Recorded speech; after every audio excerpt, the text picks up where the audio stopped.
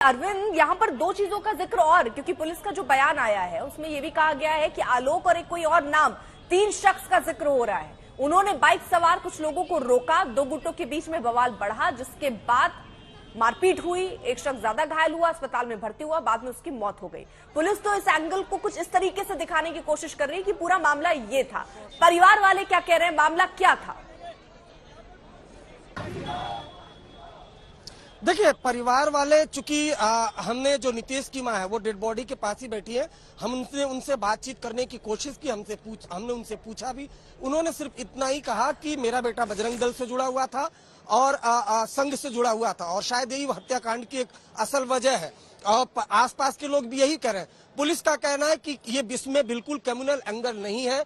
दो लोगों के बीच, दो गुटों के बीच झगड़ा हुआ था, जिसके बाद हाथापाई आई और उसके बाद दोनों तरफ से चाकूबाजी चली, जिसमें नितेश बुरी तरह से जख्मी हो गया। उसके कुछ दोस्त हैं वो भी बुरी तरह से घायल हो गए।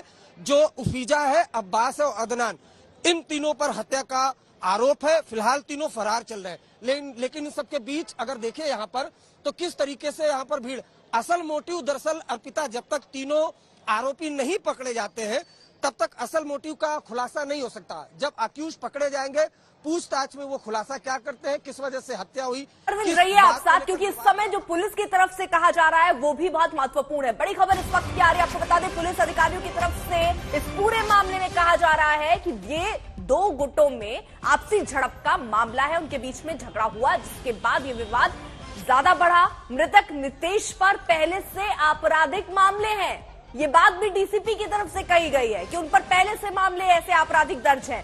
दो गुटों में मारपीट हुई, क्योंकि पुलिस की तरफ से बयान दिया गया कि बाइक पर लोग सवार होकर आ रहे थे।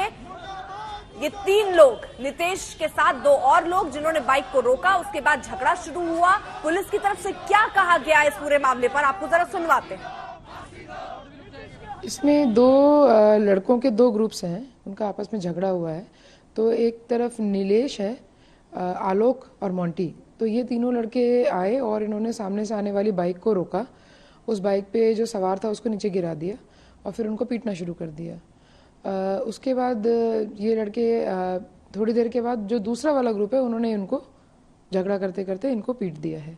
इसमें हमने क्योंकि हमें कोई चश्मदीद उस समय नहीं मिला था और आलोक ने भी बयान नहीं दिया था, तो हमने डीडी एंट्री पे उस दिन पर्चा दर्ज किया था 13 तारीख को, जिसमें कि 308 की धारा हमने लगाई थी।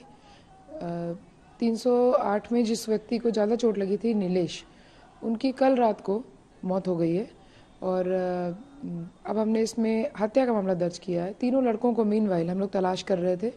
ये दूसरे संप्रदाय से संबंध रखते हैं। इनको हमने आइडेंटिफाई कर लिया है, इनकी तस्वीरें हमारे पास हैं और हम जल्दी इन्हें गिरफ्तार करके केस का खुलासा करेंगे।